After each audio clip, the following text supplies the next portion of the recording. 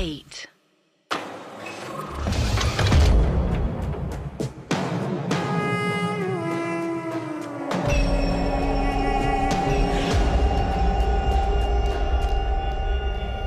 हर हवेली में कुछ ऐसे राज छुपे होते हैं जिनकी खबर सिर्फ उनमें रहने वाले लोगों को होती है, या यूं कहें कि उन्हें भी नहीं। रत्नागिरी की हवेली बरसों से चर्चा में रही है, कुछ कही और अनकही सच्चाइयों के लिए। एक कमरे से जोर जोर से मंत्रों की आवाज आ रही है। ऐसा लग रहा है जैसे वो मंत्र आदमी और औरत साथ में दोहरा रहे हैं, किसी को अपने वश में करने के लिए। वो कमरा धीरे से खुलता है। वहां वृंदा, मंदाकिनी और एक 50 से 60 साल की उम्र का एक आदमी बैठा है, जिसकी एक आंख पत्थर की है। उसने काले रंग के कुछ अजीब ढंग के कपड़े पहने हैं और गले में अनगिनत मालाएं और ताबीज। उनके बीचों बीच हवन कुंड चल रहा है। उस कमरे में कोई और भी है और वो जमीन पर अधमरी हालत में पड़ा हुआ है। बाबा बहुत सारी भभूति हाथ में लेता है और वृंदा को इशारा करता है। वृंदा खंजर उठाती है और उस अधमरे आदमी के हाथ पर चला देती है और बाबा वो भभूति उसके मुंह पर फेंक देता है। वो आदमी दर्द से करहाने लगता है। उस दर्द से वो उठ जाता है और अभय अभय चीखने लगता है। उसकी आवाज पूरी हवेली में गूंजने लगती है। वो अधमरा आदमी और कोई नहीं, देवराज है। अभय, अभय! वृंदा, हम यहाँ क्या कर रहे हैं? गीतांजलि कहाँ है? हमने उसे छत पर देखा था। ये हाथ, हमारे हाथ पर ये चोट कैसे लगी? देवराज, हमें माफ कर दो। हम आपको गीतांजलि से बचा नहीं सके। उसने आपको भी मारने की कोशिश की। हमने उससे बहुत भीख मांगी आपकी जान बख्शने के लिए। हमें भी मतलब? वृंदा देवराज के सवाल का कोई जवाब नहीं देती। वो रोने लगती है। उसकी चुप्पी देवराज का डर और बेचैनी बढ़ाने लगती है। बोलो वृंदा, हम कुछ समझ नहीं पा रहे हैं। हमारा सिर बहुत भारी लग रहा है। ये बोलते बोलते देवराज उस कमरे से बाहर निकल जाता है। वो धीरे धीरे अपने कदम छत की तरफ बढ़ाता है। वो जैसे ही छत पर पहुंचता है, उसके आंखों के सामने एक मंजर आ जाता है। वो देखता है कि गीतांजलि हमेशा की तरह उनके 3 साल के बेटे अभय को प्यार से हवा में उछाल रही है। अभय भी जोर जोर से हंस रहा है। पर उसके बाद जो हुआ, देवराज को लगा मानो जैसे जिंदगी का सबसे भयानक सपना एक हकीकत बनके उसके सामने आ गया हो। एक ही पल में गीतांजलि अभय को उछालते उछालते बड़ी बेरहमी से छत से फेंक देती है।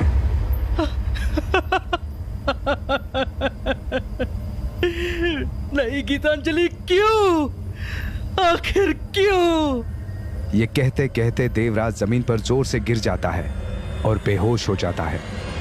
उसकी आवाज सुन गीतांजलि पीछे मुड़ी, पर वो गीतांजलि नहीं, वृंदा है।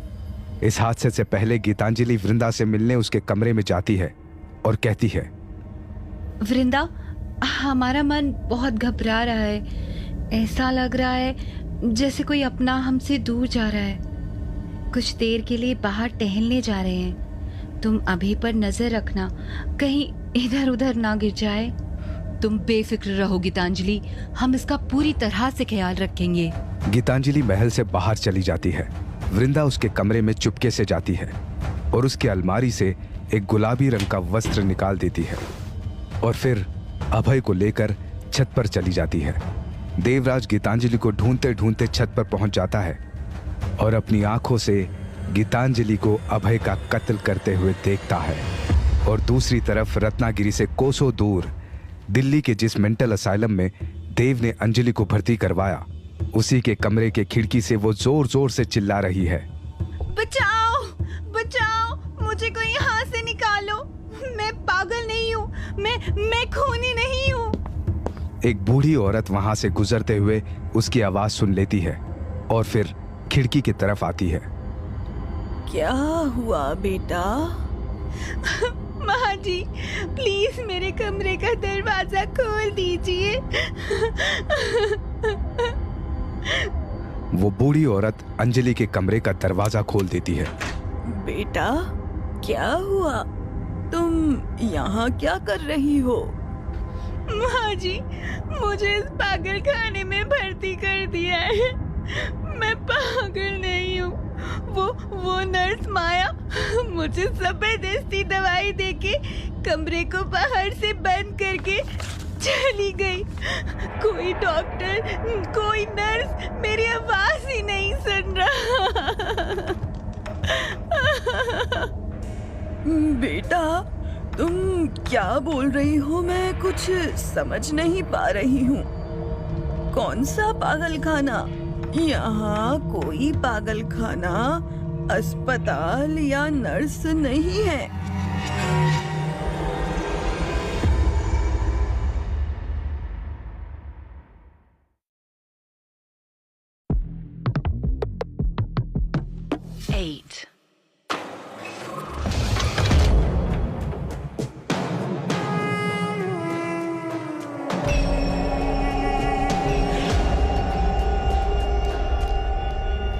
अंजलि भागते भागते उस मेंटल असाइलम से कोसों दूर आ गई। कोई है जो लगातार पीछा कर रहा है। अंजलि को अपने सामने एक पतली सी गली नजर आती है। वो उसके अंदर चली गई और एक छुपने की जगह ढूंढने लगती है। छुपने की जगह ढूंढते ढूंढते उसे एक कच्चा खंडर जैसा मकान दिखता है जिसकी कुंडी खुली हुई है। वो जोर जोर से किसी को बुलाने लगती है। सुनिए, कोई अंदर है? Hello, is there anybody inside? किसी की आवाज ना आने पर वो अंदर जाती है और दरवाजा बंद कर लेती है। अंजलि अंदर आते ही पानी ढूंढने लगी। उसकी नजर वहां रखे मटके और कांच के गिलास पर पड़ती है। वो जैसे ही गिलास को उठाने लगती है, हवा का एक झोंका जोर से आता है और वो गिलास उसके हाथ से छूट पैर पर गिर जाता है।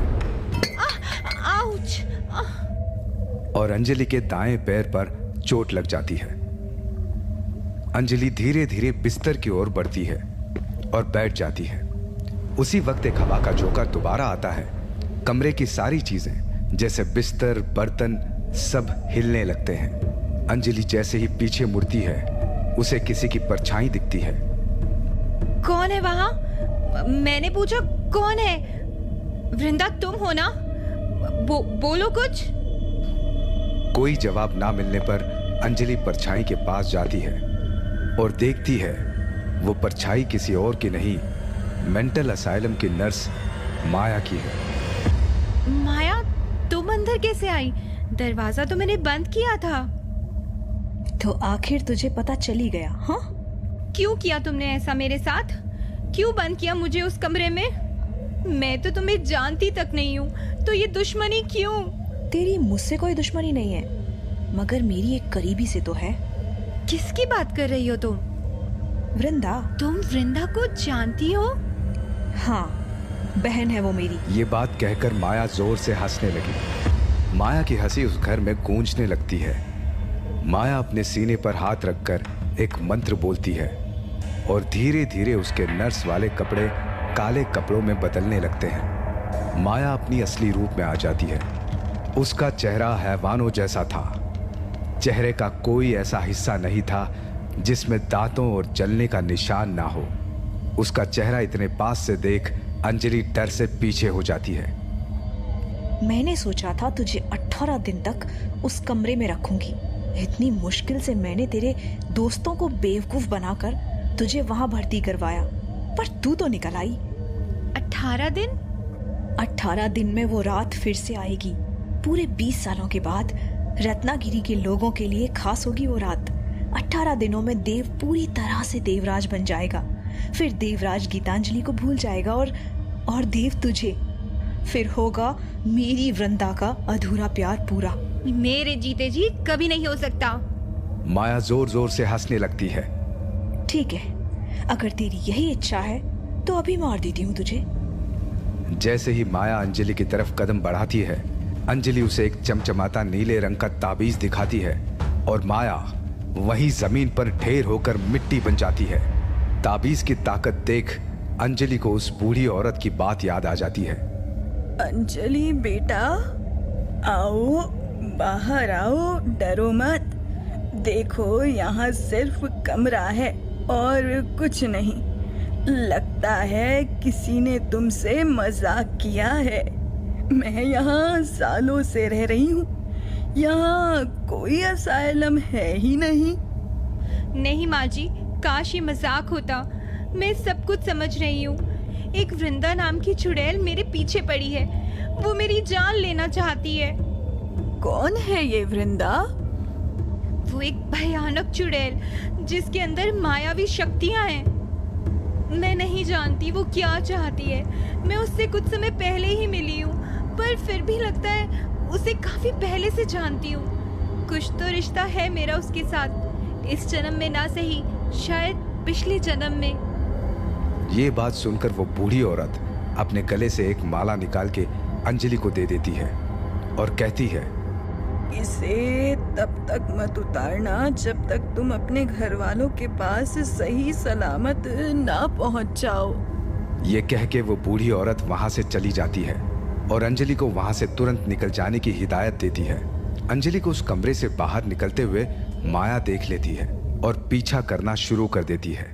रत्नागिरी में मंदाकिनी, वृंदा और बाबा हर रोज तांत्रिक विद्या की मदद से देव को पूरी तरह से देवराज बनाने की कोशिश कर रहे हैं और उसे अपने आज की जिंदगी से दूर करके पिछले जन्म में ले जा रहे हैं। हमारे पास सिर्फ 18 दिन है।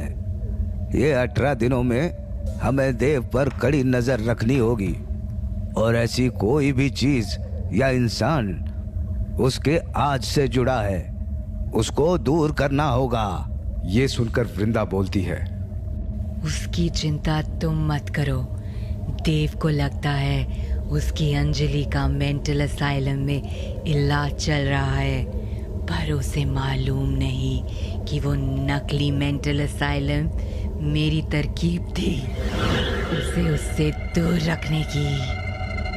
मुझे अपनी बहन माया पर पूरा भरोसा है।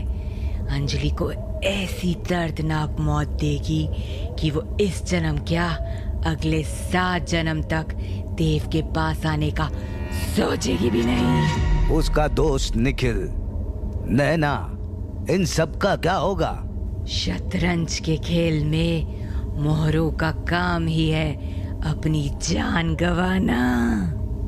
उनके लिए तो मैं ही काफी हूँ। अंजलि ये बात जानती थी कि देव का भरोसा उस पर से उठ चुका है और सिर्फ एक ही इंसान है जो उससे मिला सकता है और वो है निखिल। अंजलि निखिल को फोन करती है। हेलो निखिल, मैं अंजलि। अंजलि, तुम तो मेंटल असाइलम में थी ना? निखिल, मैंने किसी का खून नहीं किया। मुझे तुम्हारी मदद चाहिए, मुझे और देव को बचाने के लिए। देव को? क्या हुआ देव को? अभी तो कुछ नहीं, पर अगर 18 दिनों में हमने उससे वृंदा से नहीं बचाया तो हमारे देव को हमेशा के लिए हम खो देंगे। कौन है ये वृंदा? उस रात भी शिवम का खून करते वक्त तुम वृंदा वृंदा कर रही थी। मैंने शिवम भाई का खून नहीं किया। मुझे अब सब समझ आने लगा है। वृंदा मेरे पीछे पड़ी है। उस रात उसकी आत्मा मेरे अंदर थी।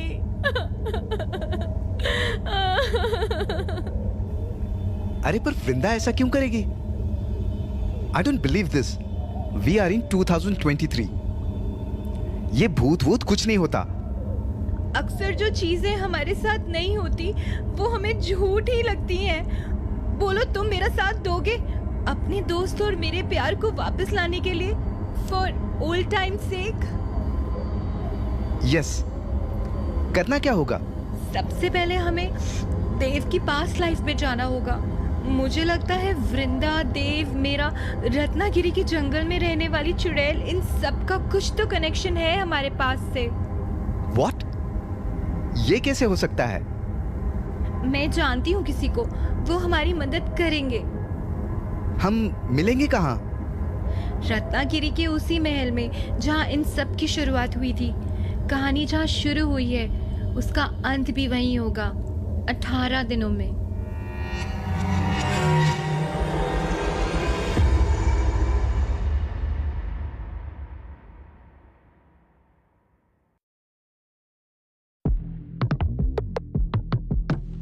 8.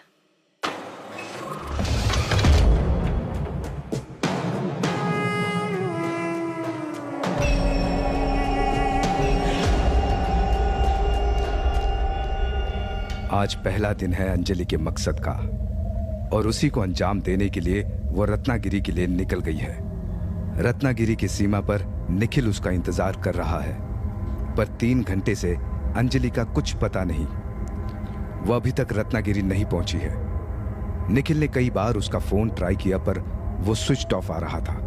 थक हार के निखिल पास में एक रिसोर्ट ढूंढने का सोचता है और अंजलि की मिसिंग रिपोर्ट लिखवाने का फैसला करता है।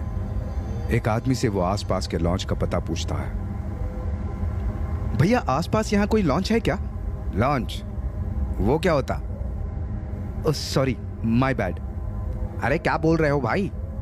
अब मेरा मतलब है यहाँ एक दिन रुकने के लिए कोई जगह मिल सकती है? अच्छा तो ऐसा बोलो ना। पता नहीं क्या बकर बकर कर रहे थे। यहाँ से सीधा जाओ, फिर दाएं मुड़ जाना। Thank you. निखिल उस आदमी के बताए होटल में चला जाता है और अपने नाम से रूम बुक कर लेता है कि तभी उसे एक फोन आता है। हेलो निखिल, मैं अंजलि बोल रही हूँ। अंजलि, तुम कहाँ हो? तुम्हारा फोन तब से बंद क्यों आ रहा है?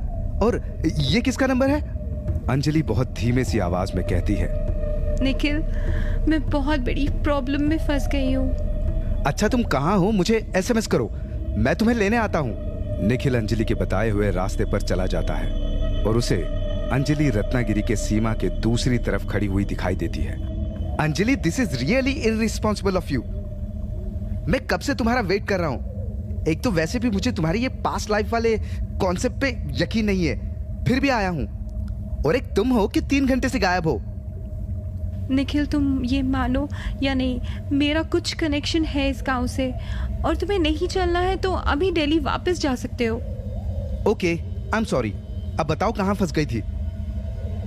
जिस ट्रेन से मैं यहाँ आ रही थी वो कैंसिल हो गई। एक कैब करवाई, वो आधे रास्ते में पंचर हो गई, और लास्ट में एक ऑटो वाले को रत्नागिरी बोला तो वो पता नहीं कौन से गांव में ले आया। बड़ी मुश्किल से यहाँ तक पहुँची हूँ। फोन कर देती। मैं घर से पूरा फोन चार्ज करके निकली थी। जैसे ही यहाँ पहुंची फोन डेड हो गया। That's strange यार। चलो अब चलते हैं। रिसोर्ट ये बॉर्डर क्रॉस करके ही है। निखिल रत्नागिरी के बॉर्डर को क्रॉस करके अंदर आ जाता है, पर अंजलि नहीं आ पाती। वो जैसे ही अपने पैर अंदर रखने की कोशिश करती है, उसे एक धक्का सा लगता है और वो गिर जाती है। अंजलि बहुत कोशिश करती है पर आगे बढ़ने के लिए पैर नहीं उठा पाती। तभी बॉर्डर के दूसरी तरफ एक 50-60 साल की औरत, जिसका चेहरा पूरी तरह से ढका हुआ है, अपना हाथ अंजलि की ओर बढ़ाती है और अंजलि उसका हाथ पकड़ के आसानी से अंदर आ जाती है। थैंक यू सो मच माँ जी। पता नहीं खुद से अंदर क्यों नहीं आ पा रही हूँ मैं। बहुत जल्द पता चल जाएगा। अंजलि उस औरत की बात समझ नहीं पाई। माँ जी, आप यहीं की रहने वाली लगती हैं। ये एड्रेस बता सकती हैं? उसी वक्त निखिल पीछे मुड़ता है और देखता है अंजलि अभी भी वहीं खड़ी है। वो उसे बुलाता है। डूड, क्यों रुकी हो? चलो। आ रही हूँ, बस एक बार इनसे एड्रेस पूछ लूं। किससे? अरे इनसे। अंजलि उस औरत की तरफ इशारा करती है। निखिल कुछ समझ नहीं पाता। किससे? मुझे कोई दिख नहीं रहा है। पूरी सड़क तो खाली है अंजलि। अंजलि के पैरों तले जमीन खिसक जाती है। वो बूढ़ी औरत अपना घूंघट उठाती है। उसका पूरा चेहरा जला हुआ है। वो अंजलि की तरफ देखकर मुस्कुराती है और ट्रेन की रफ्तार से भागने लगती है। अंजलि जोरों से निखिल की तरफ भागती है और उसके गले लग जाती है। निखिल, वो औरत। अंजलि, मैं हूं, डरो मत। अंजलि, ये सब ठीक नहीं लग रहा है मुझे। तुम जाओ वापस, मैं देव को लेके आऊंगा। नहीं, मैं देव को लिए बिना नहीं जाऊंगी। ये सब चीज़ें, ट्रेन, ऑटो, मेरा फ़ोन और अब ये बॉर्डर ना पार कर पाना, ये सब इशारा है कि कोई है जो नहीं चाहता मैं यहाँ आऊँ। मुझे 18 दिनों में मेरे प्यार को वापस लाना है और इस शहर की सच्चाई भी जाननी है। ओके, मैं तुम्हारे साथ हूँ, बस हमें संभल के सब कुछ करना होगा। Come on, let's do it. Ratnagiri के महल में मंदाकिनी, वृंदा और बाबा हर रोज तांत्रिक विद्या की मदद से देव को पूरी तरह से देवराज बनाने की कोशिश कर रहे हैं। पर अचानक से बाबा मंत्र पढ़ते पढ़ते रुक जाते हैं। काल मुक्ति कर, काल मुक्ति कर, काल मुक्ति कर, काल मुक्त। ये सुन वृंदा पूछती है, क्या हुआ, आप रुक क्यों गए? कोई आया है, बाधा डालने के लिए कोई आया है। कौन? पता नहीं, पर इस बार वो बहुत ताकतवर है। कोई बहुत शक्तिशाली इंसान है उसके साथ। मैं देख लूंगी, आप चिंता मत करो। नहीं, तू कुछ नहीं कर पाएगी। तुझे वो एक चुटकी में खत्म कर देगी। मूर्ख है तू, तंत्र विद्या की ताकत नहीं जानती तू। ये बात मंदाकिनी को पसंद नहीं आती है और वो कमरे से गायब हो जाती है। महल के दूसरे कमरे में देव नींद से अभी उठता है। उसको कुछ ठीक महसूस नहीं हो रहा था। एक महल का नौकर उसके पास आकर कहता है, देव बाबा, आप उठ गए? आपका नाम क्या है चाचा? मैं किशन। कोई बात नहीं, आप कल ही तो आए हैं, धीरे धीरे याद हो जाएगा। देव अपने हाथ की तरफ देखता है और कहता है, किशन चाचा, मुझे ये चोट कैसे लगी? अरे आप भूल गए, आपने ही तो बताया। आप दिल्ली में एक बाइक से टकरा गए थे। हाँ शायद, सिर बहुत दर्द कर रहा है। मैं दवाई ले आता हूँ। किशन चाचा, यहाँ महल में कोई और भी रहता है क्या? कोई 50-55 साल का बाबा और 2 औरत? नहीं तो, यहाँ सिर्फ आप और महल के नौकर चाकर। चिंता मत कीजिए, धीरे धीरे यहाँ का रहन सहन अपना लेंगे आप। ये कहकर किशन वहां से चला जाता है और देव दोबारा सो जाता है। इधर निखिल और अंजलि एक एड्रेस ढूंढ रहे होते हैं। अंजलि किसी का नंबर डायल कर रही है। तभी उसके पास एक आदमी खड़ा हो जाता है और कहता है, मैं ले चलता हूँ, मुझे सब पता है। अंजलि और निखिल उसके पीछे पीछे चले जाते हैं। वो आदमी एक बहुत पुराने मकान के सामने खड़ा हो जाता है। उस मकान में बहुत अंधेरा होता है और आसपास कोई और घर नहीं होता है। अंजलि अपने बैग से एक तस्वीर निकालती है। वो वही मकान है जो वो ढूंढ रही थी। आपको अब इस मकान के अंदर अकेले जाना होगा। सुनिए, आपको तो हमने बताया नहीं, फिर आपको कैसे पता चला कि हमें यहीं आना था? आप हमें नहीं जानती, पर हम आपको जानते हैं। अंजलि कुछ बोल पाती उससे पहले ही वो आदमी वहां से निकल जाता है।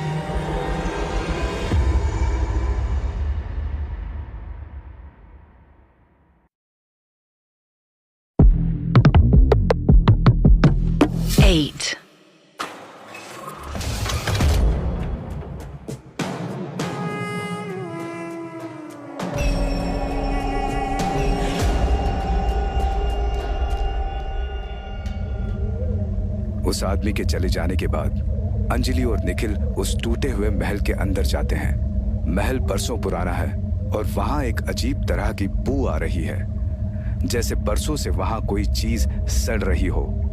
जितनी महल के बाहर रोशनी थी, उतना ही अंदर घना अंधेरा था। अंजलि और निखिल एक दूसरे का हाथ थाम महल के अंदर जाते हैं और निखिल अपने कांपती आवाज में कहता है, हे, आर यू देयर? हम आ गए हैं। जवाब न मिलने पर निखिल अंजलि को कोशिश करने को बोलता है। सुनिए, मैं अंजलि, आपने बुलाया था, हम दोनों आ गए हैं। आप कहाँ पर हैं? अचानक से सन्नाटे को चीर जाने वाली आवाज उस महल में गूंजने लगती है। वो एक औरत की आवाज है। तुम्हारे सामने जो सीढ़ियां हैं, उससे ऊपर आ जाओ। दाईं तरफ एक बड़ा सा दरवाजा दिखेगा, बिना पीछे मुड़े उसके अंदर चली आना। अंजलि और निखिल दोनों सीढ़ियों से ऊपर जाते हैं। अंधेरा होने के कारण दोनों को साफ दिखाई नहीं दे रहा था। अंजलि के पैरों के नीचे कुछ भारी चीज आ जाती है और वो रुक जाती है। निखिल, एक मिनट, मेरे पैरों के नीचे कुछ फंस गया है। रुको, पहले इसको निकाल देती हूँ। अंजलि जैसे ही नीचे झुकती है, उसका दिल बैठ जाता है। वो जोर से चीखने लगती है, निखिल, निखिल! अंजलि के पैरों के नीचे 25 से 30 साल के लड़के का सर पड़ा हुआ था। देखिए, ये क्या मजाक है? कौन हो तुम? सामने आओ। निखिल चलो यहाँ से प्लीज, मुझे डर लग रहा है, बहुत बहुत डर लग रहा है। निखिल और अंजलि उस कमरे से बाहर निकलने ही वाले होते हैं कि तभी वो दरवाजा जोर से बंद हो जाता है। तुम अगर आज चली जाती हो तो कभी देव की जिंदगी का राज नहीं जान पाओगी। ठीक है, मैं नहीं जाऊंगी। मेरे देव को कुछ नहीं होना चाहिए। आप कौन है? प्लीज सामने आइए। तभी जोर से 2 लाशें ऊपर सीलिंग से नीचे गिरती हैं। अंजलि और निखिल डर से पीछे हो जाते हैं। उसे एक लाश का सर कटा हुआ है। वो धड़ वही है जो अंजलि के पैरों के तले आ गया था। और दूसरी लाश एक लड़की की है जिसकी उम्र भी 25 से 30 साल है। जोरों से हवा चलने लगती है। कमरे के दूसरे कोने में हवा से 2 शरीर बनने लगते हैं। आप दोनों? तो फिर ये दोनों लाशें? हम दोनों मर चुके हैं, पर हमारी आत्मा आज भी भटक रही है। कौन है आप? मेरा नाम शमा और इसका भास्कर। हम दोनों रत्नागिरी के राजा देवराज के महल में रहते थे, जहाँ आज तुम्हारा दोस्त देव रह रहा है। हम दोनों एक दूसरे से बहुत प्यार करते थे। हम दोनों को एक दूसरे से प्यार हो गया था और शायद इसी की हमें सजा मिली। देवराज, वो उस महल के राजा का नाम था ना? बहुत सुना है उसके बारे में। कितना निर्दयी था वो। निखिल की बात भास्कर को अच्छी नहीं लगती और तेज आवाज में कहता है, नहीं, गलत सुना है तुमने। देवराज तो बहुत बहादुर और नर्म दिल राजा था। बस उस एक हादसे ने सब कुछ बदल दिया। कौन सा हादसा? क्या हुआ था उसे? देवराज की पत्नी ने उसे छत से फेंक दिया था। ये सुन निखिल और अंजलि अपनी सुध बुध खो देते हैं। पर ये सच नहीं। ऐसा देवराज को लगता है। कोई माँ अपने बेटे को कत्ल क्यों करेगी? अगर ये सच नहीं तो क्या सच है? अभय को छत से वृंदा ने फेंका था। देवराज इतने बरसों तक एक झूठ को सच मानते रहे। उस नफरत ने देवराज को पूरी तरह से बदल दिया। आप दोनों को ये बात कैसे पता कि छत पर उनकी पत्नी नहीं थी? क्योंकि जिस वक्त अभय को छत से गिराया, वहां देवराज और अभय के अलावा कोई और भी था। आप दोनों? हाँ, उस दिन मैं और भास्कर सबसे छुपकर महल की छत पर मिलने गए थे। हमने जोर से कुछ गिरने की आवाज सुनी। हम दोनों दौड़ते हुए गए तो देखा देवराज जमीन पर बेहोश पड़े थे। जैसे ही हम उन्हें उठाने गए, वो औरत पीछे मुड़ी। वो अभय की माँ नहीं, वृंदा थी। क्षमा और भास्कर उस दिन जो भी हुआ, अंजलि और निखिल को विस्तार से बताने लगे। वृंदा, तुम पागल हो गई हो क्या? कितनी बेशर्म हो तुम। एक नन्ही सी जान को तुमने फेंक दिया। क्षमा, तेरी इतनी जरूरत कि एक नौकरानी होते हुए मुझसे तेज आवाज में बात कर रही है? वृंदा जैसे ही अपने हाथ उठाती है क्षमा पर, भास्कर उसका हाथ पकड़ लेता है। अपनी मर्यादा मत भूलो वृंदा। अब तुम दोनों मुझे पाठ पढ़ाओगे? हम सब जानते हैं। क्यों किया तुमने ऐसा? देवराज तुझे जिंदा नहीं छोड़ेंगे। अच्छा, देवराज को बताएगा कौन? तुम? हाँ। वृंदा की आंखें गुस्से से लाल होने लगती है। वो अपने कमरे में रखे खंजर को निकालती है और भास्कर का सर धड़ से अलग कर देती है। जब तक क्षमा इस बात को समझ पाती, वृंदा उसके चेहरे पे खंजर चला देती है और उसका गला काट के छत से नीचे फेंक देती है और वहां से चली जाती है। आप दोनों उस दिन देवराज से छुपे क्यों? मैं देवराज का छोटा भाई भास्कर हूँ। देवराज को ये बात कभी मंजूर नहीं होती कि उनका छोटा भाई एक दासी से प्रेम करता है। मैं बरसों से देवराज के महल में दासी थी और हम दोनों को एक दूसरे से प्यार हो गया था। देवराज भाई को लगता है अभय को उसकी माँ ने मारा है, पर ये सच नहीं। निखिल देवराज अपने बेटे की मौत का गम बर्दाश्त नहीं कर पाए और इसीलिए कठोर बन गए। पर ये सब हमें क्यों बता रहे हैं? हमारे दोस्त देव का क्या कनेक्शन है? संबंध है। हम चाहते हैं तुम दोनों हमारी मदद करो। सिर्फ हम दोनों क्यों? अंजलि, ये इत्तेफाक नहीं है कि वृंदा तुम्हें दिखाई देती है और तुम्हें मारने की कोशिश करती है। ये इत्तेफाक नहीं है कि तुम रत्नागिरी की सीमा पार नहीं कर पा रही थी। तुम्हारा संबंध है इस गांव से और महल से।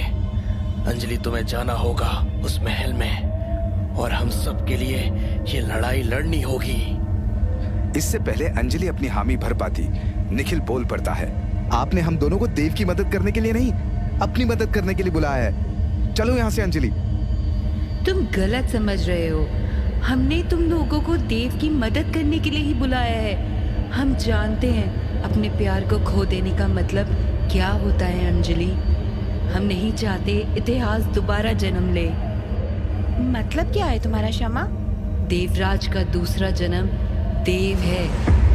अंजलि और निखिल को अपने कानों पर विश्वास नहीं होता है। निखिल, देव के साथ रहते थे ना तुम? उसके सपनों में जो पुराना महल आता है वो देवराज का है। देव को सपने इसलिए आते थे क्योंकि रिश्ता है उसका उस महल से और इस गांव से। जाओ अंजलि, 17 दिन है। इससे पहले वृंदा देव का खून कर उसे देवराज बना दे। जाओ, बचा लो। देवराज की पत्नी का नाम क्या है? गीतांजलि।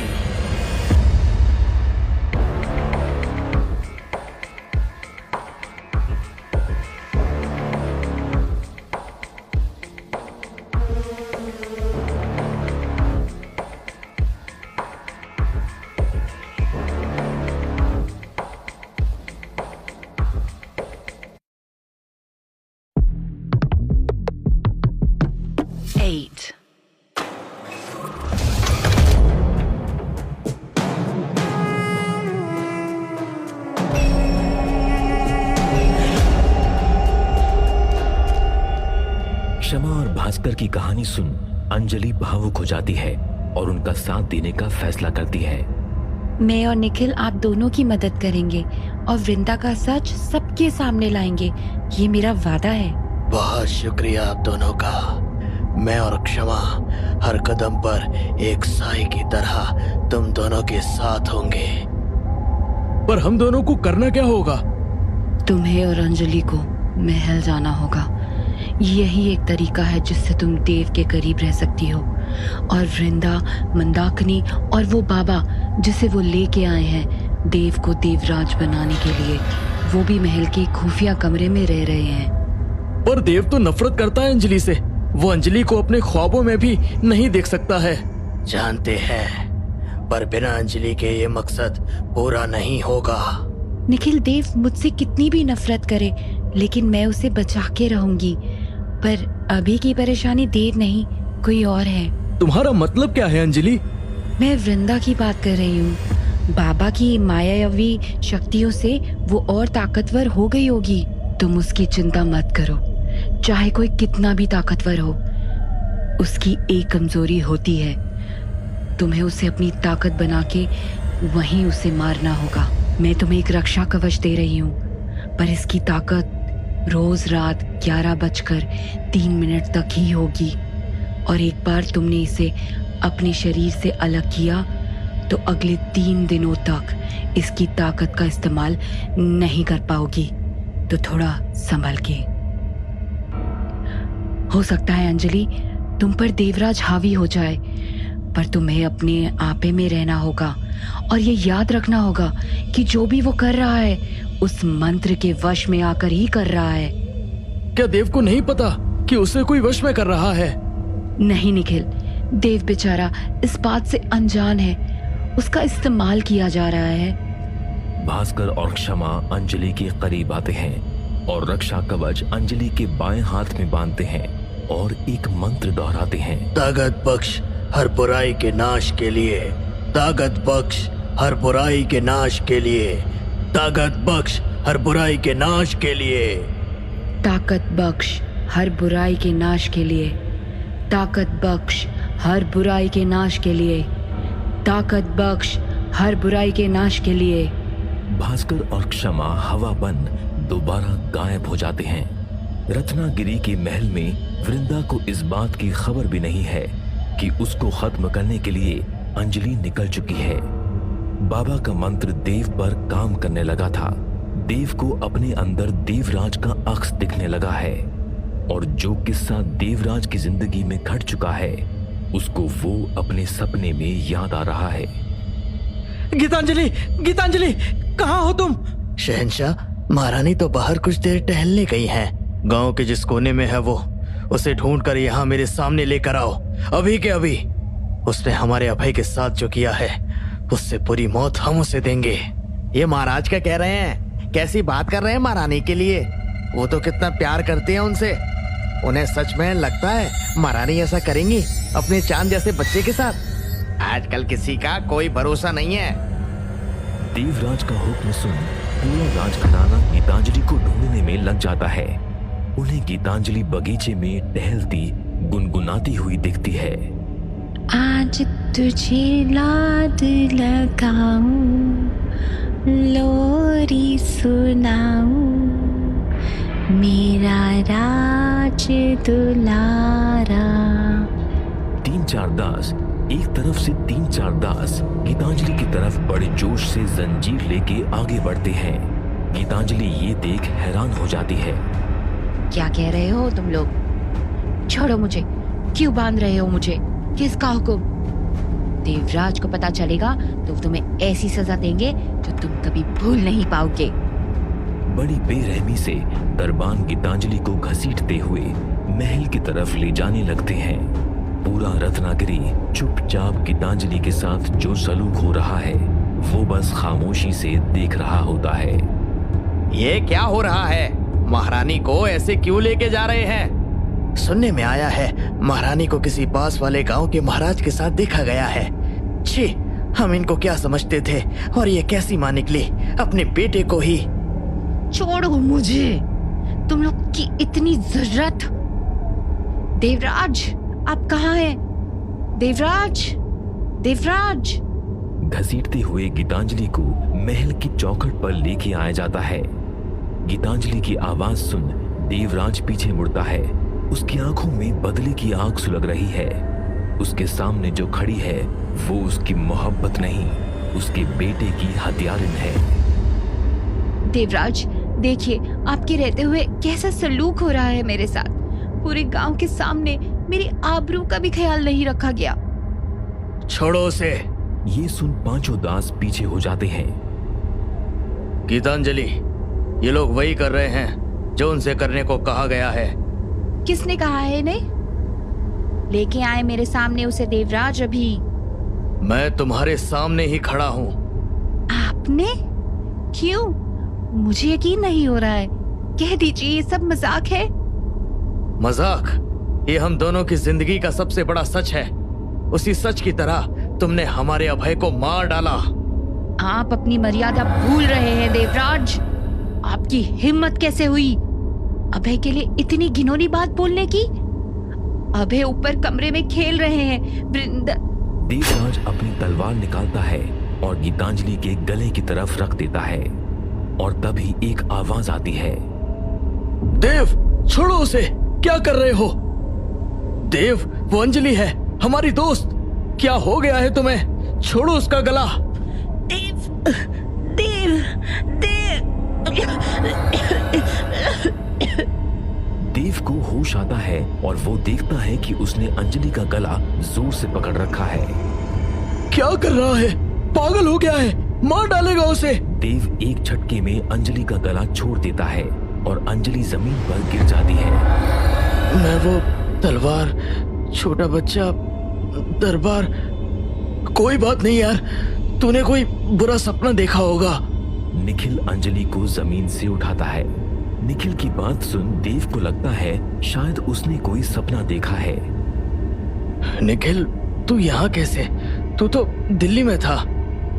हाँ, तेरी याद आ गई तो बस मिलने आ गया। इसे क्यों लेके आया है?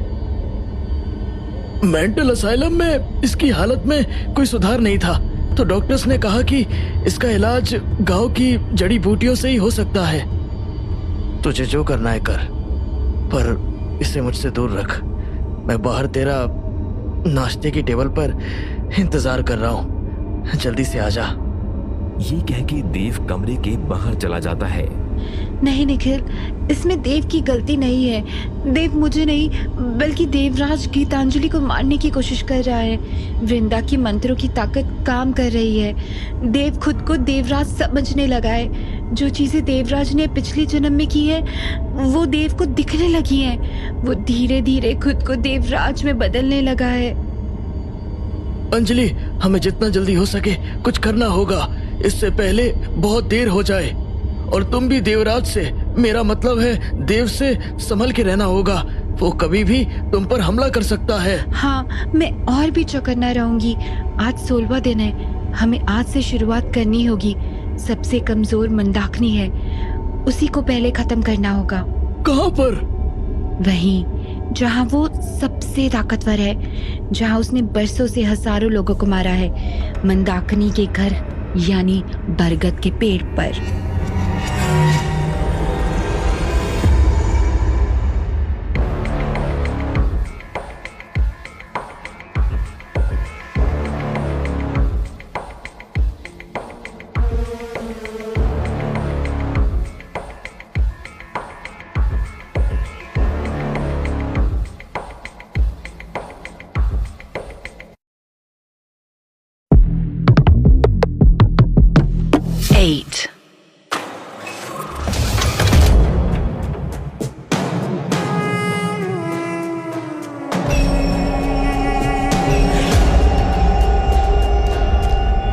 बाबा गीतांजलि और वृंदा के मंत्रों का देव पर असर होने लगता है।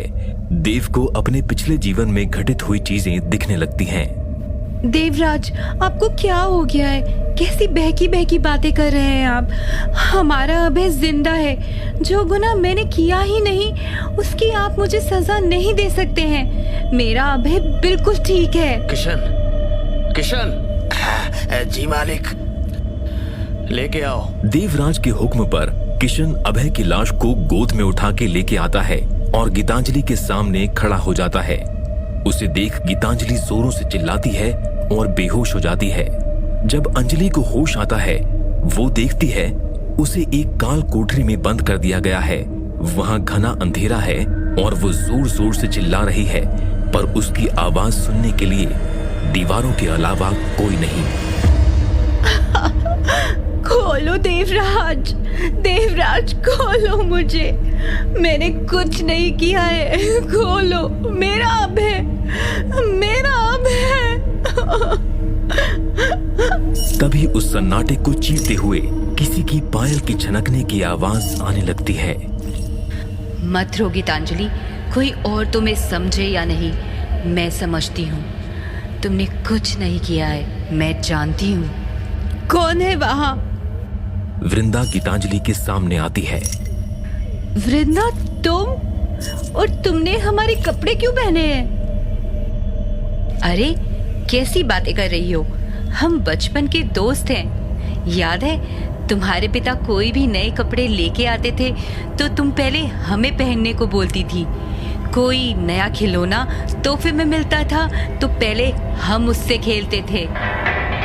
वृंदा, हमने पूछा तुमने हमारे कपड़े क्यों पहने हैं?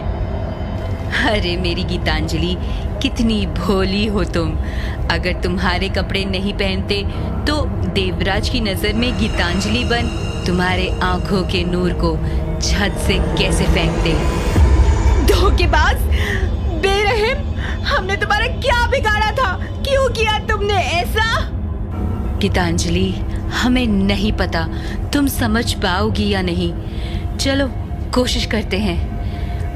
बचपन से लेकर आज तक हमें हर वो चीज अपने आप पसंद आ जाती है जो तुम्हारी है। जैसे कि वो बोलता हुआ गुड्डा, जैसे कि वो गुलाबी रंग का लहंगा, जैसे कि देवराज।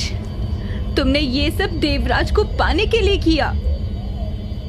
हाँ गीतांजलि, देवराज के पिताजी ने देवराज को हमारे लिए चुना था, लेकिन उसने तुमसे शादी कर ली। क्यों? क्योंकि तुम्हारे पिताजी के पास ज्यादा दौलत थी। हमारे पिताजी ने हमें चुप रहने को कहा क्योंकि उन्हें तुम्हारे पिता ने दोस्ती का वास्ता दिया था।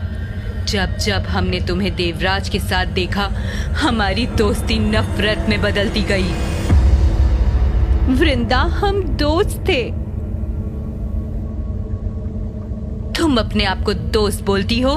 कैसी दोस्त हो? ये नहीं समझ पाई कि हम देवराज को पसंद करते थे, करते हैं और करते रहेंगे। एक बार हमें कह देती कि तुम देवराज को पसंद करती हो, हम कभी इस रिश्ते के लिए हाँ नहीं कहते, छोड़ देते उन्हें।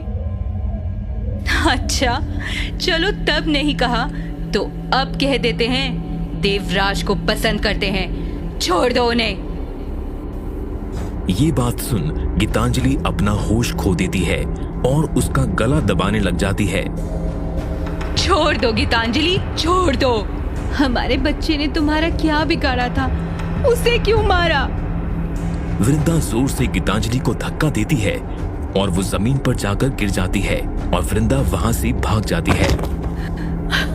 हमने कुछ नहीं किया, हमने कुछ नहीं किया। वृंदा ने मारा है उसे।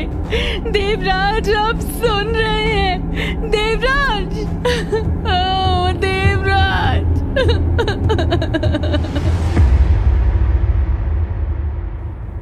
देव, देव। अपना नाम सुन देव नींद से उठ जाता है। उसका पूरा शरीर पसीना पसीना हो जाता है। वो देखता है कि अंजलि उसके सामने खड़ी है। देव, मुझे तुमसे कुछ बात करनी है। अंजलि, तुम ये मत सोचना कि मैंने तुम्हें यहाँ रहने दिया है तो मैं तुम्हें माफ कर दूंगा। ये कभी नहीं हो सकता है। तुम यहाँ सिर्फ इसीलिए हो क्योंकि निखिल ने मुझसे रिक्वेस्ट की थी कि 16 दिन जब तक तुम्हारा इलाज चलेगा तब तक तुम्हें यहाँ रहने दूं। उसके अलावा हमारे बीच कोई रिश्ता नहीं है। पर देव, तुम यहाँ से अब जा सकती हो। देव, एक बार मेरी बात सुन तो लो। क्या सुनो अंजलि? तुमने मेरे शिवम भाई को मारा है। मैंने कुछ नहीं किया, मैंने कुछ नहीं किया। देव, देव। अंजलि देव को बुलाती रहती है पर वो उसकी एक नहीं सुनता है और कमरे से चला जाता है। तभी अंजलि की आवाज सुन निखिल कमरे में आता है। क्या हुआ अंजलि? देव की नफरत मुझसे अब टॉलरेट नहीं हो रही है। I want him back, my old Dev. हौसला रखो अंजलि, सब ठीक होगा। हाँ, मैं हिम्मत नहीं हारूंगी। याद है निखिल, शमा ने कहा था कि बाबा, मंदाकिनी और वो वृंदा इसी महल में है। पर हम उन्हें ढूंढेंगे कैसे? एक मंत्र है जिसकी मदद से हम दोनों वहाँ पहुँच जाएंगे जहाँ पर वो तीनों हैं। उस मंत्र की ताकत से निखिल और अंजलि उस खुफिया कमरे में पहुँचते हैं। निखिल, मुझे ऐसा क्यों लग रहा है जैसे मैं यहाँ पहले कभी आई हूँ। यहाँ दाईं तरफ एक बड़ा सा भूरे रंग का दरवाजा है, उस पर एक शेर बना है। दरवाजे का एक हैंडल टूटा हुआ है। जैसे जैसे अंजलि बोलती जाती है, निखिल देखता है कि अंजलि की कही हुई हर बात सच है। वहाँ एक बड़ा सा दरवाजा है जिस पर शेर बना है और उसका एक हैंडल टूटा है। निखिल और अंजलि उस दरवाजे के अंदर जाते हैं और देखते हैं कि बाबा, वृंदा और मंदाकिनी हवन कर रहे हैं।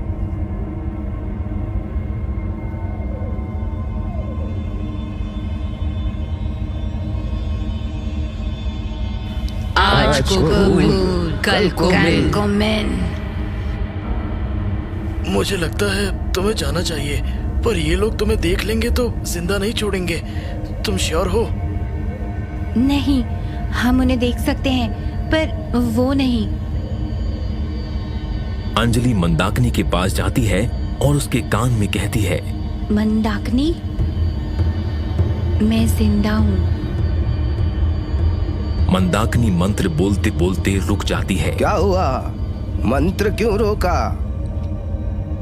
नहीं, कुछ नहीं। आज को भूल, कल को मिल। आज को भूल, कल को मिल। मंदाकिनी, मैं जिंदा हूँ। अंजलि की आवाज सुन मंदाकिनी फिर रुक जाती है। मंदाकिनी, तू मंत्र बोलते बोलते रुक नहीं सकती है। मंत्र का असर कम हो जाएगा। मैंने उसकी आवाज सुनी। किसकी? गीतांजलि की। उसने कहा वो जिंदा है। क्या बकवास कर रही है माँ? गीतांजलि को मरे बरसों हो चुके हैं। अगर वो जिंदा होती तो हम नहीं होते। मैंने उसकी आवाज सुनी है। वो यही है। मुझे लगता है तेरे शरीर के साथ तेरा दिमाग भी बुढ़ा होता जा रहा है। सही कहा। तू भी गीतांजलि और अंजलि की तरह बेकार हो गई है। ये सुन मंदाकिनी आग बबूला हो जाती है और बाबा पर हमला करने लगती है। तेरी इतनी जुर्रत, तुझे मैं जिंदा नहीं छोड़ूंगी। माँ छोड़ उसे। माँ छोड़ उसे। छोड़ मुझे, पागल चुड़ैल। बाबा बहुत सारी भभूति हाथों में उठाता है और मंदाकिनी के मुंह पर फेंक देता है और मंदाकिनी वहां से गायब हो जाती है। अंजलि और निखिल ये सब देख रहे हैं। यही सही समय है मंदाकिनी को मारने का। नहीं निखिल, यही समय है मंदाकिनी को अपनी तरफ करने का। मंदाकिनी अब हमारा सबसे ताकतवर मोहरा बनेगी। इसी खेल में जब चाहे हम इसे इस्तेमाल कर सकते हैं। वो क्यों हमारा साथ देगी? एक जख्मी घोड़े से ताकतवर कोई और नहीं होता। आज मंदाकिनी के मन में अपनी बेटी वृंदा के लिए नफरत भर चुकी है। हमें बस अब उसी का इस्तेमाल करना है।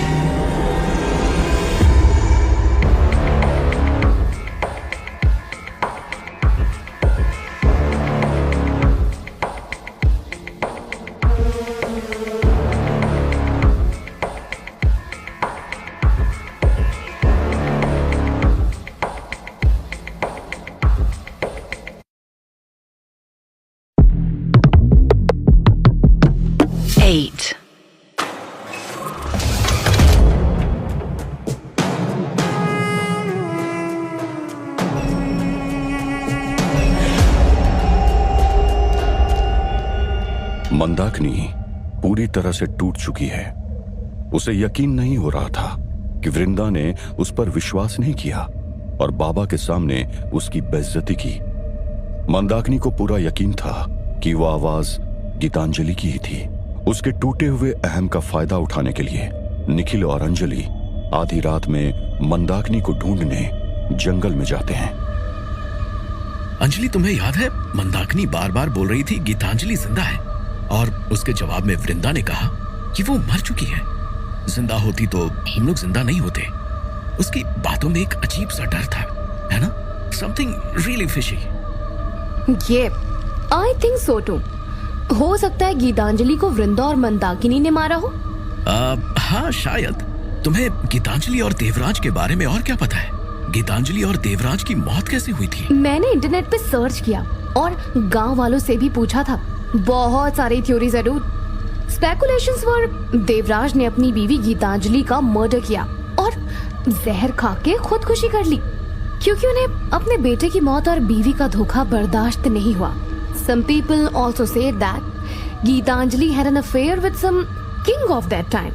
So उन्होंने बेसिकली देवराज को बीट्रे किया। बहुत सारी कहानियां पता चली है मुझे तो।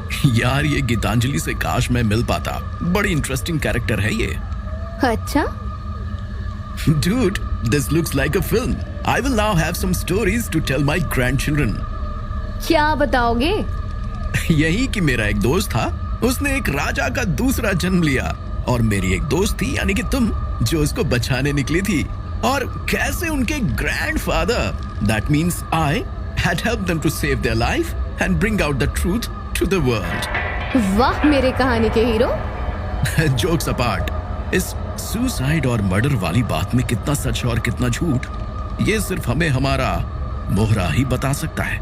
तुम तैयार हो? Yes sir. निखिल और अंजलि एक पेड़ के पीछे छुप जाते हैं और मन में मंत्र को दोहराने लगते हैं। मंत्रों की वजह से जोर से हवा चलने लगती है। मंदाकिनी जिस बरगद के पेड़ पर बैठी थी वो तेजी से हिलने लगता है और उसकी बहुत सारी डालियां एक साथ टूटने लगती हैं। मंदाकिनी एक झटके में पेड़ से नीचे गिर जाती है। अंजलि अदृश्य होके मंदाकिनी के सामने जाती है और उसके कानों में कहती है, मंदाकिनी, मैं वापस आ गई हूँ। कौन है तू? तूने मुझे नहीं पहचाना?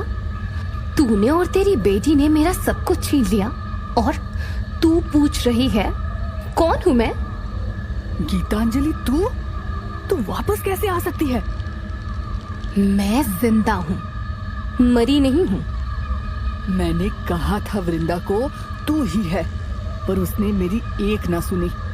पर ये कैसे हो सकता है? मैंने तुझे खुद अपने हाथों से मारा था। ये नहीं हो सकता। मुझे वो रात आज भी याद है। मंदाकिनी खुद ही सालों पहले हुए किस्से को अंजलि और निखिल के सामने बताने लगती है। किशन, किशन, किशन! हाँ महारानी साहब, बोलिए। किशन, मैंने कुछ नहीं किया। मैंने अभय को नहीं मारा है। तुम तो मेरा यकीन करो, मुझे यहाँ से निकालो। तुम्हारे पास चाबी है ना? खोलो इस काल कोठरी को। हम तुम्हारे आगे हाथ जोड़ते हैं। नहीं नहीं मालकिन, आप ये क्या कह रही हैं? हम आपकी बेबसी समझते हैं, पर हम भी मजबूर हैं। हम सभी को हुक्म मिला है कि आप पर निगाह रखें, और जब तक महाराज नहीं बोलते तब तक आपको यहाँ से नहीं निकाल सकते हम। हमें एक मौका चाहिए देवराज के सामने सच लाने का।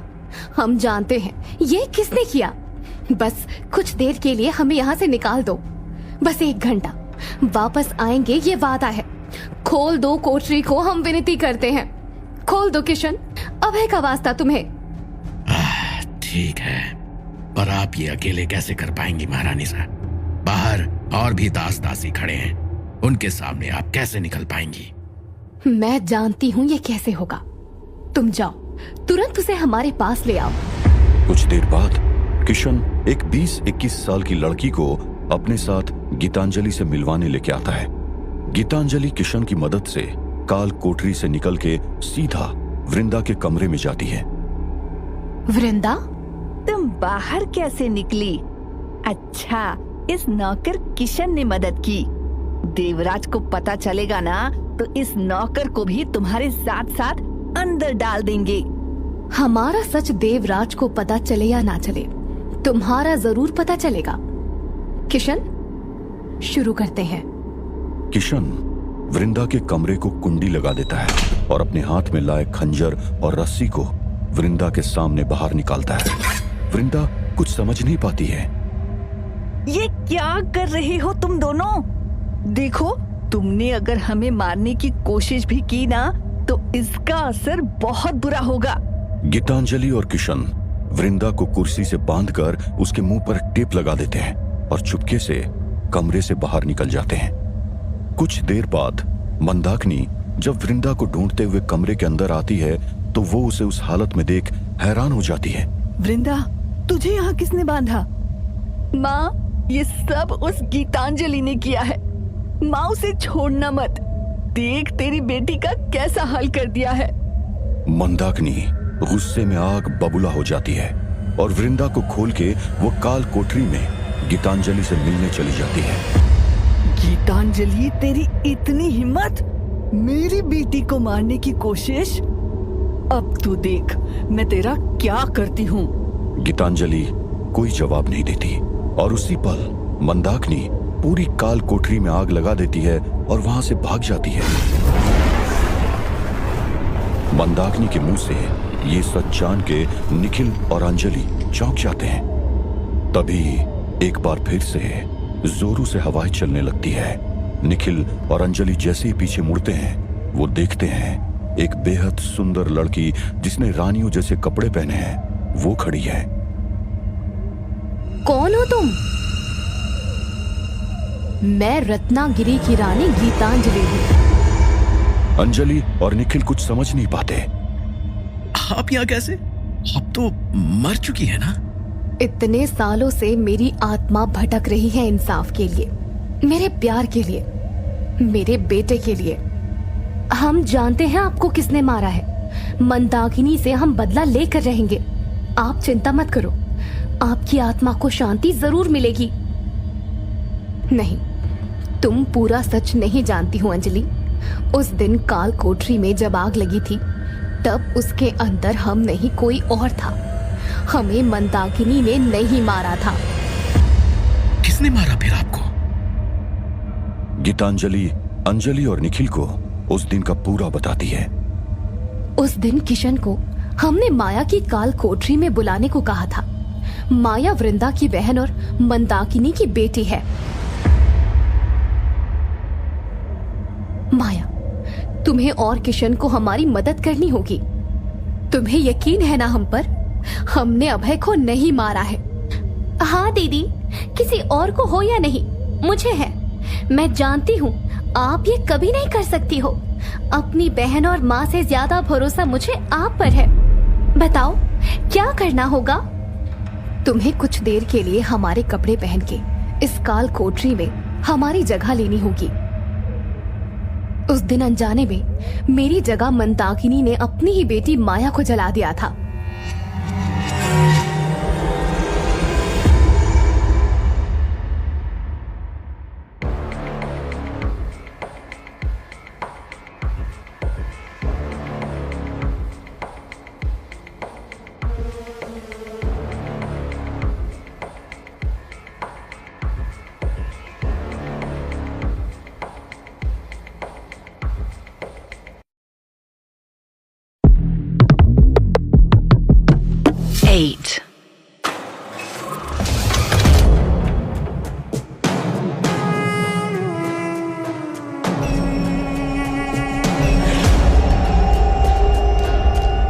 निखिल और अंजलि के पैरों तले जमीन खिसक जाती है जब उन्हें पता चलता है मंदाकिनी ने गलती से अपनी बेटी को उस रात जला दिया था और उसे इस बात की बरसों तक खबर भी नहीं हो सकी।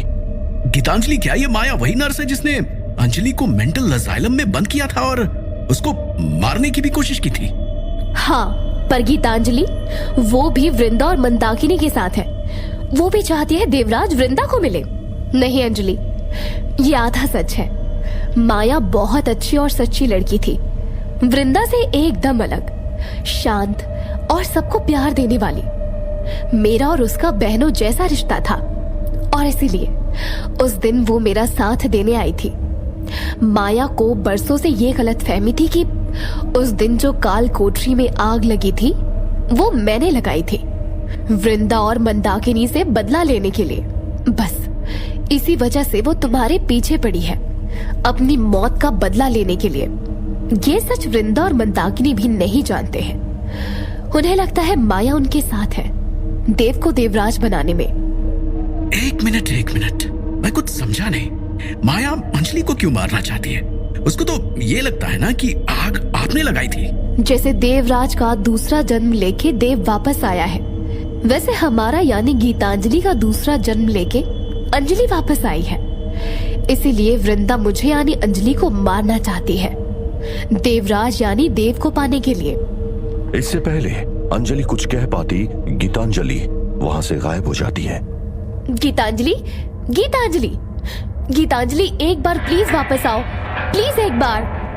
अंजलि, खुद को संभालो। अब मुझे सब कुछ समझ आ रहा है क्यों वृंदा ने तुमसे शिवम का खून करवाया, ताकि तुम देव की नजरों में गिर जाओ, वैसे ही जैसे बरसों पहले गीतांजलि गिर गई थी। मैं जानता हूं कि ये सच्चाई जान के तुम्हें धक्का लगा है, पर ये सही समय नहीं है कमजोर होने का। Anjali, let's fight and win over this evil. Yes.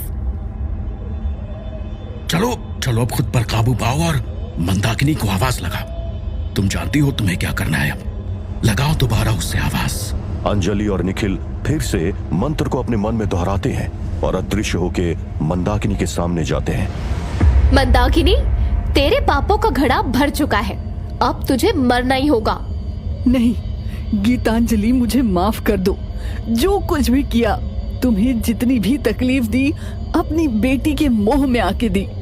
अपने खून से ऊपर कुछ नहीं होता है और तुमसे बेहतर ये कोई नहीं जान सकता। अच्छा, खून से ऊपर कुछ नहीं? तेरी बेटी किसी की सगी नहीं है, उसके लिए दोस्ती या खून के रिश्तों का कोई महत्व नहीं है। तभी तो उसने अपनी सगी बहन का खून कर दिया।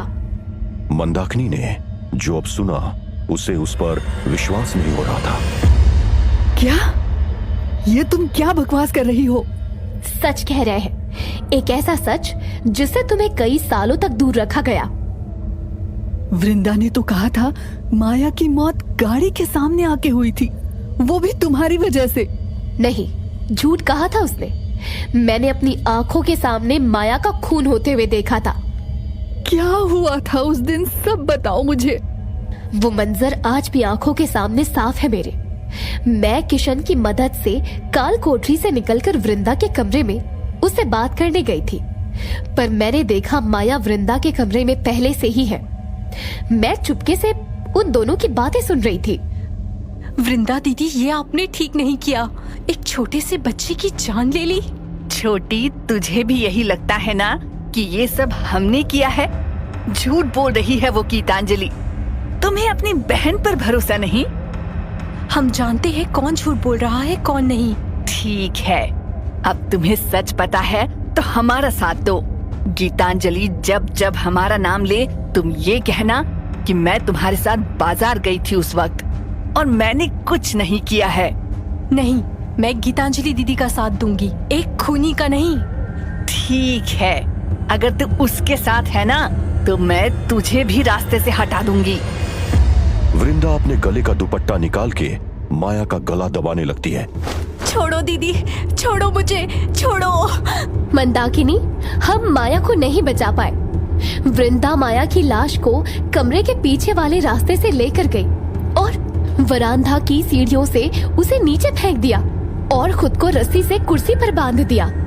जब तक हम किशन के साथ माया को बचाने गए तब तक उसकी मौत हो चुकी थी। मतलब वृंदा इतने बरसों से धोखा देती आ रही है। उसने मुझसे कहा तुमने पहले उसे कुर्सी से बांधा और माया को दुपट्टे से फांसी देकर गाड़ी के सामने फेंक दिया।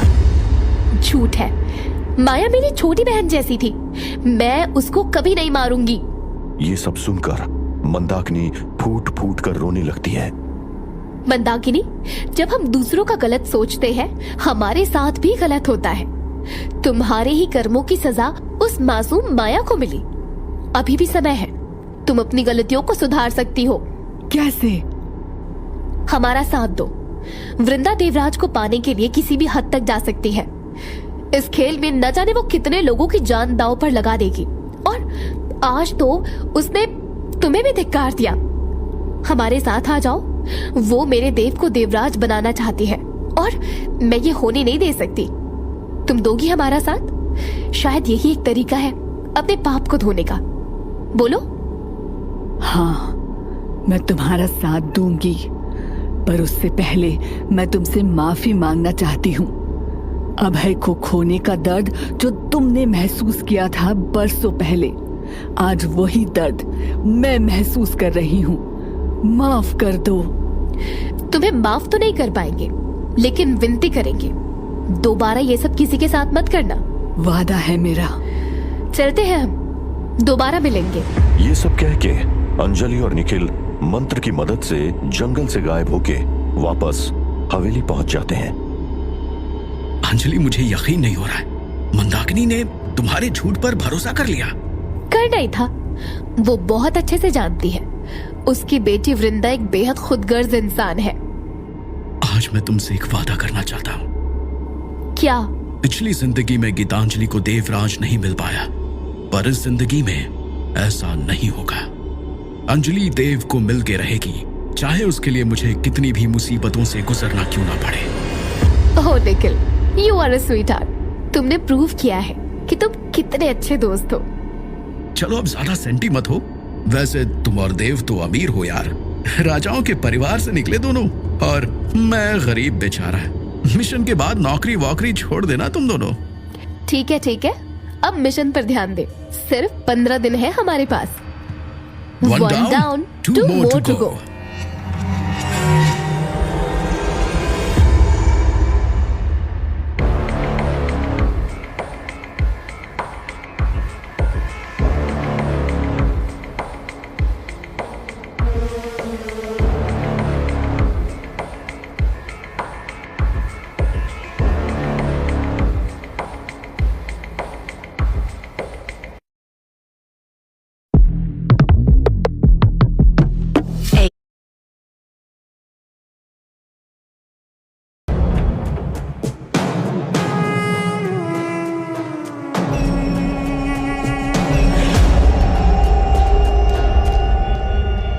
निखिल और अंजलि के प्लान के मुताबिक मंदाकिनी वृंदा और बाबा के पास वापस जाती है।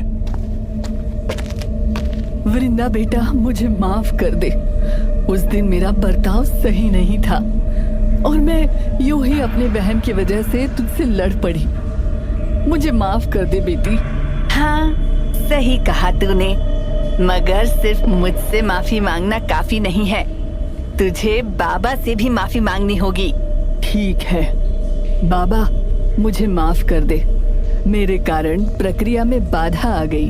माफ किया, पर अगली बार से हमें ये ध्यान रखना होगा कि हमारी ये तेगड़ी कभी न टूटे, वरना देवराज को दोबारा बुलाना एक सपना रह जाएगा। हाँ।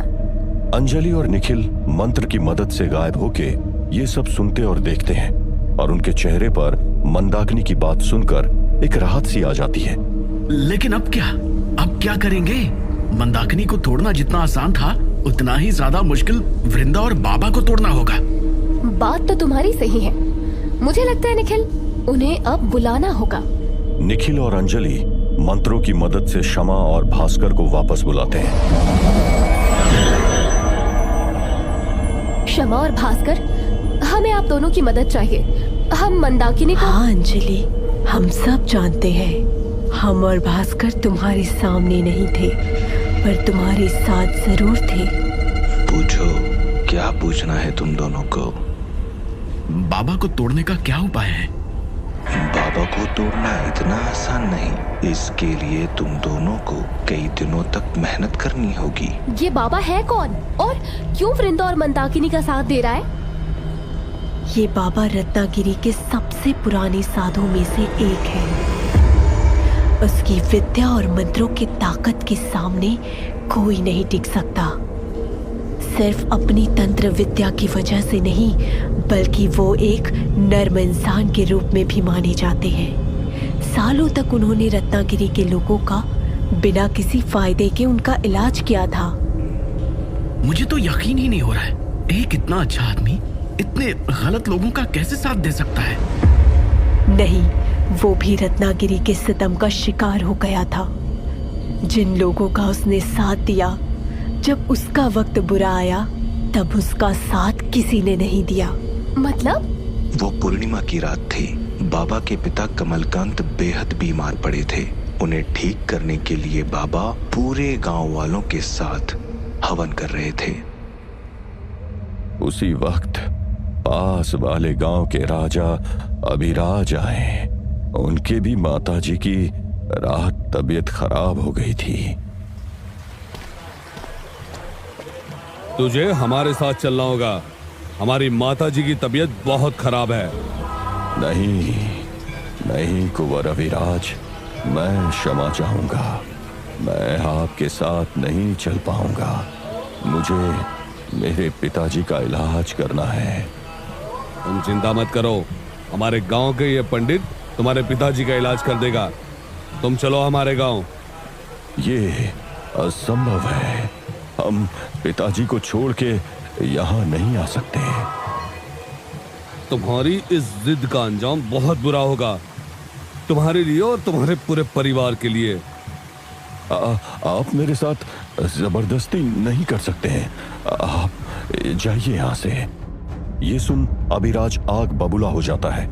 सेनापति, इधर आओ, पकड़ लो इसे। सारे सेनापति बाबा के हाथ पकड़ लेते हैं। छोड़ो मुझे, छोड़ो, कोई मदद करो। क्या कर रहे हो तुम लोग? बाबा ने वहां बैठे हुए रत्नागिरी के लोगों के सामने मदद की भीख मांगी, पर अभिराज के डर की वजह से आगे कोई नहीं आया। अभिराज ने जो अब किया, उससे सबके होश खो जाते हैं। आज तुझे ऐसा सबक दूंगा जो तू जिंदगी भर याद रखेगा। बहुत इज्जत दे दी तुझे, अब तू मेरा असली रूप देखेगा। बिना किसी झिझक के अभिराज ने अपनी तलवार निकाली और बाबा के पिता का गला धड़ से अलग करके उसको हवन कुंड में डाल दिया।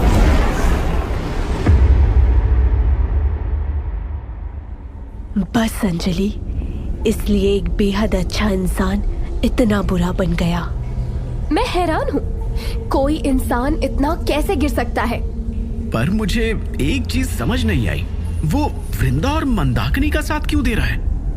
नहीं निखिल, वो वृंदा का नहीं, देवराज का साथ दे रहा है। आपका मतलब क्या है? देवराज को जब ये पता चला कि अभिराज ने बाबा के पिता का खून कर दिया है, वो उनके महल गए और उसका गला काट दिया। तब से बाबा ने देवराज को अपना भगवान मान लिया और रत्नगिरी के लोगों को अपना दुश्मन। देव का देवराज बनने का मतलब है देवराज का वापस आना, और एक भक्त को यही तो चाहिए कि उसका भगवान उसके साथ हमेशा रहे। बस इसीलिए वो उनका साथ दे रहा है। पर ये गलत है। वो देवराज नहीं, मेरा देव है। वो तीनों उसे मुझसे छीन नहीं सकते हैं। अंजलि, खुद को संभालो, कुछ नहीं होगा। रोना बंद करो। देवराज को कुछ नहीं होगा जब तक तुम और निखिल जैसे दोस्त हैं उसके साथ। हाँ अंजलि, हौसला रखो। आपकी बातों से तो लग रहा है कि बाबा बहुत ज्यादा ताकतवर है और उनसे जीतना इतना आसान नहीं है। हाँ, वो ताकतवर है, पर उसकी कमजोरी भी है। तुम्हें बस उसी का फायदा उठाना है। हम समझ गए, आपका क्या मतलब है। अंजलि, निखिल, हमने तुम्हें पहले भी कहा है, आज दोबारा कह रहे हैं, हर वक्त हर कदम हम तुम्हारे साथ हैं। क्षमा और भास्कर वहां से चले जाते हैं। अंजलि देव से मिलने जाती है, जो मंत्रों की वजह से देवराज के साथ हुए किस्सों को दोबारा जी रहा था।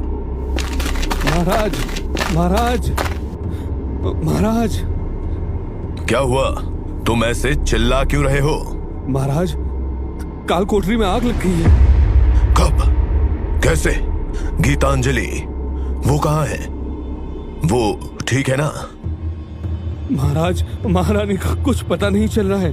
हमने बहुत कोशिश की महाराज। तभी एक और दास भागते देवराज के पास आता है।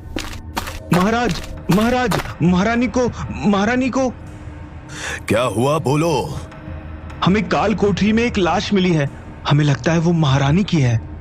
नहीं, नहीं, ये नहीं हो सकता है। देवराज अपने दास के साथ काल कोठरी की तरफ जाता है और वो देखता है वहां पर एक शरीर पूरी तरह से जल चुका है। नहीं गीतांजलि, ये नहीं हो सकता है। चुपके से गीतांजलि और किशन ये सब देख रहे हैं। देवराज, हम जिंदा हैं और निर्दोष भी। हम वृंदा का सच आपके सामने जरूर लेके आएंगे।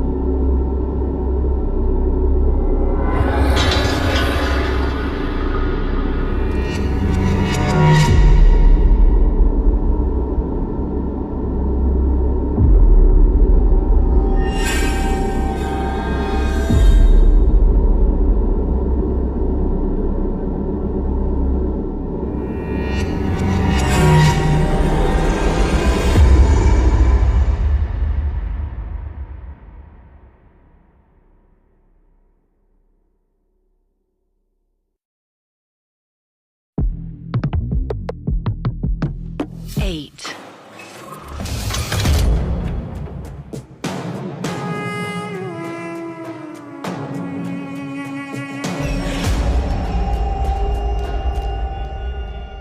अंजलि और निखिल के कहने पर मंदाकिनी वृंदा और बाबा के देव को देवराज बनाने की प्रक्रिया में बाधा डाल रही होती है। आज को भूल कल को मिल। आज को भूल कल को मिल। मंदाकिनी, तू होश में तो है? गलत मंत्र बोल रही है। अभी अगर हम गलत या अधूरा मंत्र बोलेंगे तो 10 कदम और पीछे चले जाएंगे। हाँ, फिर से शुरू करती हूँ। आज को भूल कल को मिल। आज को भूल कल को मिल। इस बार मंदाकिनी की गलती पर बाबा आग बबूला हो जाता है। मंदाकिनी, तुझे बार बार टोकना क्यों पड़ रहा है? माफ कर दो, मैं फिर से शुरू करती हूँ। आज को भूल कल को मिल। आज को भूल कल को मिल। आज को भूल कल को मत मिल। आज को भूल कल को मत मिल। मंदाकिनी, तू प्रक्रिया में दोबारा बाधा डाल रही है। तू जा यहां से। अब मैं और वृंदा ही इसे पूरा करेंगे। मंदाकिनी वहां से चली जाती है। निखिल और अंजलि अदृश्य होके ये सब सुन और देख रहे हैं। निखिल, मैं समझ नहीं पा रही हूँ। तुमने मंदाकिनी को बाधा डालने को क्यों बोला? वृंदा और बाबा तो अभी भी मंत्र पढ़ रहे हैं। You are right, but Mandakini के मंत्र ना बोलने से मंत्रों की ताकत कम हो जाएगी और देव को देव बनने में टाइम लगेगा, और बस वही टाइम हमें हेल्प करेगा देव को बचाने में। अंजलि, गीतांजलि की मौत कैसे हुई? इसका जवाब तो सिर्फ वही दे सकती है। अंजलि गीतांजलि को आवाज लगाती है। गीतांजलि, गीतांजलि, गीतांजलि, अगर तुम हमें सुन सकती हो तो प्लीज बात करो। एक बार प्लीज जवाब दो। I request you. हाँ अंजलि, बोलो। गीतांजलि, मेरे कुछ सवाल है तुमसे, और तुम्हारा दूसरा जन्म होने के कारण वो जानने का तो हक है ना मुझे? हाँ है। सारे जवाब देंगे हम। पूछो जो पूछना है। मैं जानती हूँ तुम्हारे लिए इसका जवाब बहुत मुश्किल है, पर तुम्हारी मौत कैसे हुई? देवराज को लगा हमारी मौत आग में जलकर हो गई थी, पर मैं काल कोठरी में थी ही नहीं। चंद ही दिनों में हम अपना सब कुछ खो चुके थे, अपना बेटा, अपने देवराज का भरोसा और अपनी पहचान भी। बस मैंने फिर ठान लिया था कैसे भी करके देवराज को सच बताना होगा, और उसमें हमारा साथ किशन ने दिया। उसने मुझे उस रात रहने के लिए जगह दी अपने घर, और अगले दिन देवराज से मिलने में हमारी मदद भी की। किशन सबकी नजरों से छुप छुपा के गीतांजलि को महल में वापस लेके आता है। महारानी, आप जा सकती हैं अंदर। देवराज, देवराज, हम जानते हैं कि आप हमसे बात नहीं करना चाहते हैं, पर आपका सच जानना जरूरी है। देवराज, हमने नहीं मारा है अभय को, और काल कोठरी में हम नहीं थे। जैसे ही पर्दा खुलता है, गीतांजलि देखती है देवराज बिस्तर पर लेटे हुए हैं और उनके पास में मंदाकिनी और वृंदा बैठी हुई है। माँ, पकड़ ले उसे। मंदाकिनी ने हमारा हाथ पकड़ लिया और वृंदा ने हमारे मुंह में कपड़ा डाल दिया ताकि किशन तक आवाज ना जाए, और कुछ ही मिनटों में वहां पड़ा हुआ फूलदान हमारे सिर पर दे मारा। जब तक हमें होश आया, हमने देखा हमारे मुंह पर एक मांस का टुकड़ा बंधा हुआ था, और हम जंगल में जंगली जानवरों के बीच गिरे हुए थे। बस उसके बाद जो हमारे साथ हुआ उसकी कोई कल्पना भी नहीं कर सकता है। ना हमें अपना सच बताने का मौका मिला, ना ही देवराज से मुलाकात हुई। मैं देवराज से हमेशा के लिए दूर हो गई। आज भी रत्नागिरी के लोग हमारे बारे में बातें बनाते हैं। किसी को लगता है हमने हमारे बेटे को मारा, किसी को लगता है हम एक राजा के साथ थे, किसी को लगता है हमें तो जलना ही था आग में, लेकिन सच कोई नहीं जानता हमारी वृंदा और मंदाकिनी के अलावा। अफसोस ये भी है कि अब कभी मौका भी नहीं मिल पाएगा खुद को निर्दोष साबित करने का। ये सब सुन निखिल और अंजलि भावुक हो जाते हैं। गीतांजलि, जो आपके साथ हुआ उसके लिए हमें बहुत दुख है, पर एक वादा भी है, आपको हम इंसाफ जरूर दिलाकर रहेंगे। तुम्हारे साथ जिन लोगों ने इतना बुरा किया उनको भी सबक सिखा के रहेंगे, और ये हमारा वादा है। धन्यवाद। गीतांजलि, एक सवाल और था। वो जगह कौन सी थी जहां तुम्हें छोड़ा गया? रत्नागिरी का जंगल। गीतांजलि के चले जाने के बाद निखिल और अंजलि देव से मिलने उसके कमरे में जाते हैं। देव, हमें तुझसे कुछ बात करनी है। देख निखिल, तुझे जो बात करनी है तू कर सकता है, पर अंजलि से रिलेटेड कोई भी कॉन्वर्सेशन में मैं इंटरेस्टेड नहीं हूं। मैं वैसे ही बहुत परेशान हूं। वो अजीब तरह के सपने फिर से आने लगे हैं। कुछ अनजाने चेहरे सपने में दिखने लगे हैं। कभी कभी ऐसा लगता है मैं ये हूं ही नहीं, कोई और चला रहा है मुझे और परेशान नहीं होना अभी। I am not in the right frame of mind. Dev, एक बार प्लीज सुन तो ले भाई, फॉर ओल्ड टाइम सेक्स। ठीक है, 2 मिनट है अंजलि, जो बोलना है जल्दी बोलो। देव, मैं जो तुम्हें बताने जा रही हूँ शायद उससे तुम्हें धक्का लगे, पर हम हैं तुम्हारे साथ। Anjali, please come to the point. Yes, तुम्हें जो इतने सालों से सपने आते हैं वो कोई कोइंसिडेंस नहीं है। This is related to your past. What do you mean? जिस महल और गांव का जिक्र तुम करते थे, जो तुम्हें हर दिन हॉन्ट करते थे, वो महल रत्नागिरी का है और उसमें बरसों पहले एक राजा रहता था, देवराज कुंपावत। ओके अंजलि, सो वो महल वही है जहां हम तीनों अभी खड़े हैं। What? Are you mad? Is this some kind of joke? This is not a joke. जब मुझे पता चला मेरे लिए भी यकीन करना मुश्किल था। और तुमने सोचा ये झूठी कहानी तुम मुझे आके सुनाओगी और मैं यकीन कर लूंगा। एक बार सुन ले प्लीज। Okay, continue. देव, अब जो बता रही हूँ उसको सुन के शॉक लग सकता है, but you will be okay. Devraj का दूसरा जन्म तुम लेके आए हो। What? What? This is all nonsense. ऐसा नहीं हो सकता है, इम्पॉसिबल है ये। नहीं देव, यही सच है। कोई सच नहीं है। तुम लोगों ने किसी से ये मनगढ़ंत कहानी सुन ली है और ट्रस्ट कर लिया है बेवकूफों की तरह।